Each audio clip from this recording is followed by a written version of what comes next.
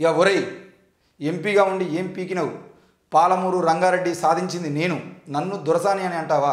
CM రేవంత్పై DK అరుణ ఘాటు వ్యాఖ్యలు. పాలమూరు రంగారెడ్డి ప్రాజెక్టుకు జాతీయ హోదా తేవడానికి నేను కేంద్ర మంత్రిని కాదు. ఒరేయ్, పాలమూరు రంగారెడ్డి తెచ్చిందే ఈ అరుణమ్మ. నీవు జెడ్పీటీసీగా, ఎమ్మెల్సీగా, ఎమ్మెల్యేగా, పీసీసీ అధ్యక్షుడిగా, ఎంపీగా పనిచేసినావు. మరి ఏం బీకినావు అని సీఎం రేవంత్పై బీజేపీ జాతీయ ఉపాధ్యక్షురాలు డీకే అరుణ ఘాటు వ్యాఖ్యలు చేశారు. ఇటీవల డీకే అరుణపై సీఎం రేవంత్ విమర్శలు గుప్పించగా ఇవాళ ఆమె మహబూబ్నగర్ జిల్లా కేంద్రంలో మీడియాతో మాట్లాడుతూ కౌంటర్ ఇచ్చారు. అనుకోకుండా సీఎం అయినవు, మా జిల్లా వ్యక్తి అయినందుకు సంతోషపడ్డాం.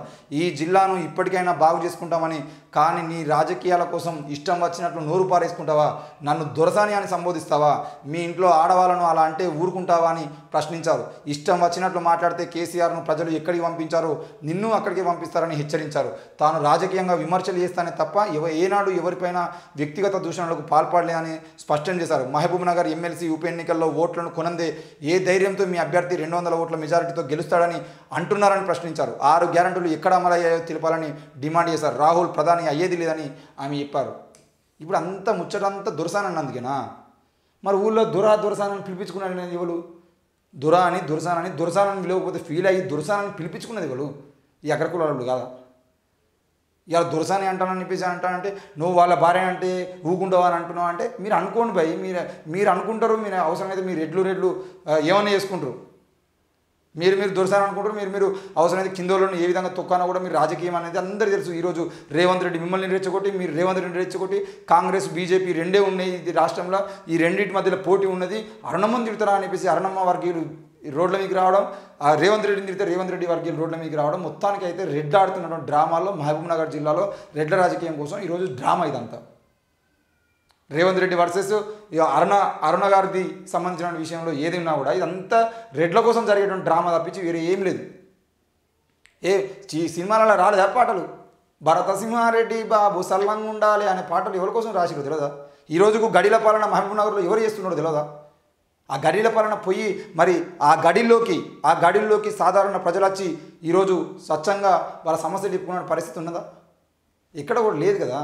ఈరోజు మీతో తిరుగుతున్నటువంటి నాయకులు కూడా మిమ్మల్ని వదిలేసి కాంగ్రెస్ పార్టీలోకి ఎందుకు పోతున్నారు?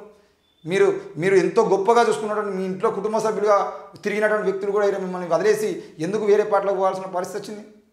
మహబూబ్నగర్ జిల్లాలో ఈరోజు బీజేపీ పార్టీని గెలిపించుకోవడం కోసం మీరు ఏ విధంగా రెచ్చగొట్టాలని ప్రయత్నం మీరు చేస్తారు. మిమ్మల్ని గెలిపించుకోవడం కోసం అవసరమైతే రేవంత్ రెడ్డి కూడా చేసేటువంటి ప్రయత్నం రేవంత్ రెడ్డి చేస్తాడు. మీరు మొత్తానికైతే మహబూబ్నగర్ జిల్లాలో రెడ్లు అధికారంలో రావడం కోసం ఇదంతా కుట్ర జరుగుతూ ఉంది. మీరు చూడండి, ఏ నియోజకవర్గమైనా చూడండి, కాంగ్రెస్ ఆడేటువంటి డ్రామా అయినా, బీజేపీ ఆడేటువంటి డ్రామా అయినా, ఏదైనా కూడా ఇదే. ఈరోజు ఏంటిది, మన కరీంనగర్ పోతే కరీంనగర్లో బండి సంజయ్ మీద తీన్మార్మలను పెట్టాలని ప్రయత్నం చేస్తారు. ఎందుకంటే ఇద్దరు ఒక కులపోలు అయ్యేదంటే వాళ్ళిద్దరు తిట్టుకునేదంటే వీళ్ళు మంచిగా రాజకీయం చేసుకుంటారు. అటు ధర్మపురి అరవింద్కి సంబంధించిన విషయం, ధర్మపురి అరవింద్ మీద బాజిరెడ్డి గోవర్ధన్ నిలబెట్టి ఒక కులపోలను అధ్యర్థము అని చెప్పేసి వాళ్ళ మధ్యలో పుల్లలు పెట్టి వాళ్ళని రెచ్చగొట్టడానికి ప్రయత్నం చేస్తారు. కానీ వీళ్ళు మాత్రం అధికారంలోకి రావడం కోసం అన్ని ప్రయత్నాలు చేసుకుంటారు. వీళ్ళ సీట్లు జరగద్దు, వీళ్ళ సీట్లు పోవద్దు, వీళ్ళ సీట్లు మాత్రం గొప్పగా ఉండాలి. ఇది వాళ్ళు చేసుకునేటువంటి కుట్రలు.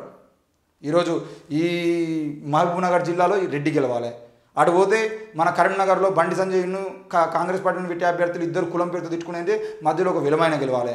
అటు ధర్మపురి అరవింద్కి సంబంధించిన విషయంలో ధర్మపురి అరవింద్లో అక్కడ వాళ్ళిద్దరు కొట్లాడేసుకుంటే మళ్ళీ జీవన్ రెడ్డి లాంటి వ్యక్తి రెడ్డి కులపోలు గెలవాలి. ఇది ఒక రాజకీయ అటువంటి కుట్ర ఏదైతే ఉందో దాన్ని మనం అర్థం చేసుకోవాల్సిన అవసరం ఉంది. డీకే అరుణ గారు, మీరు మాట్లాడే మాటలు ఏం బిగినామని మాట్లాడే మాటలు రాజకీయంగా మంచిగానేవి. ఆయన దొరసాని అన్నాడు, మీరు ఫీల్ అయ్యారు. మరి ఏం బిగినామనే మాటలు మీకు ఒక జాతీయ పార్టీకి జాతీయ ఉపాధ్యక్షులు ఉన్నటువంటి వ్యక్తి, ఒక మహిళగా ఉన్నటువంటి నాయకురాలు, మరి మీరు ఇట్లా మాట్లాడడం ఏంది?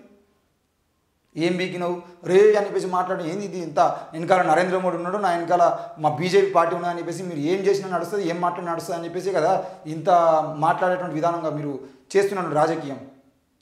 మరి డీకే అరుణ గారు బీజేపీ పార్టీకి సంబంధించిన విషయంలో మీరు టికెట్ తెచ్చుకున్నారు, గెలవడానికి ప్రయత్నం చేయండి.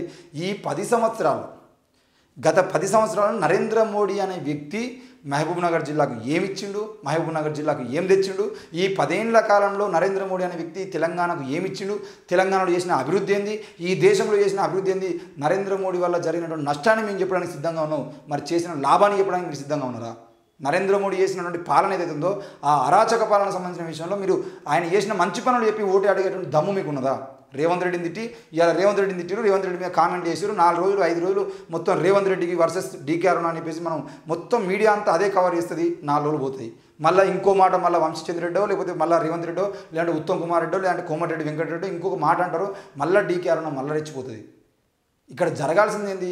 ఇంకో మేము 10 ఏళ్ల కాలంలో బీజేపీ పాలనలో ఇవి చేసినాము, ఇంకొక ఈ మంచి పనులు చేసినాము, నోట్ రద్దు చేసి ఎవ్వరు చంపలేదు, కరోనా సమయంలో ఎవరిని చంపలేదు, టీకాల పేరుతో ఎవరిని చంపలేదు, వ్యాక్సిన్ పేరుతో ఎవరిని చంపలేదు, ఇవన్నీ చెప్పి ఓట్లాడుకునే దమ్ము లేదు. కాబట్టి ఈరోజు ఏదంటే మన రెడ్డి బిడ్డ గెలవాలి కాబట్టి ఏదో ఒక రకంగా రెచ్చగొట్టుకొని అది చేసి ఇది చేసి అయితే నువ్వు గెలవో లేకపోతే నేను గెలుతా అనే రాజకీయం తప్పించి వేరే ఏం లేదు.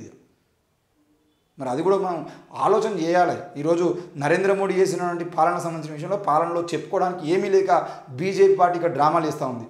బండి సంజయ్ ఈరోజు చెంగిచెర్లకు వచ్చి గొడవ చేసేటువంటి ప్రయత్నం చేసిన, చెంగిచెర్లకు సంబంధించిన విషయంలో బాధితులకు న్యాయం చేయాలంటే పోలీస్ స్టేషన్లో కూర్చోవాలి, పోలీస్ స్టేషన్లో ముందు ధర్నా చేయాలి, అవసరమైతే కోర్టులో పిటిషన్ చేయాలి, కోర్టులో న్యాయం కోసం పోరాటం చేయాలి, అక్కడ ఉన్న వాళ్ళందరినీ తీసుకొచ్చి కోర్టులో న్యాయం కోసం పోరాటం చేయాలి. కానీ ఆడికి పోయి నువ్వు రెచ్చగొట్టి రోహింగ్యాలు ఉన్నారని చెప్పేసి మాట్లాడేది ఏంటి అని అంటే నరేంద్ర మోడీ గురించి బీజేపీ గురించి చెప్పుకోవడానికి ఏమీ లేదు. కాబట్టి కనీసం చెప్పుకుందామంటే అభివృద్ధికి సంబంధించిన విషయంలో కూడా ఇక్కడ మనం పొడిచింది ఏమీ లేదు. కాబట్టి ఓట్లు అడిగితే ఎక్కడ చెప్పులు ఇసి పెడతారో, కోడిగుడ్లు ఇసి పెడతారో, టమాటాలు ఇసి పెడతారో అని చెప్పేసి భయంతో ఈరోజు రెచ్చగొట్టడం ప్రయత్నం చేస్తున్నారు, రెచ్చగొట్టే రాజకీయాలు చేస్తున్నారు అనే విషయాన్ని ప్రజలు అర్థం చేసుకోవాల్సిన అవసరం ఉంది.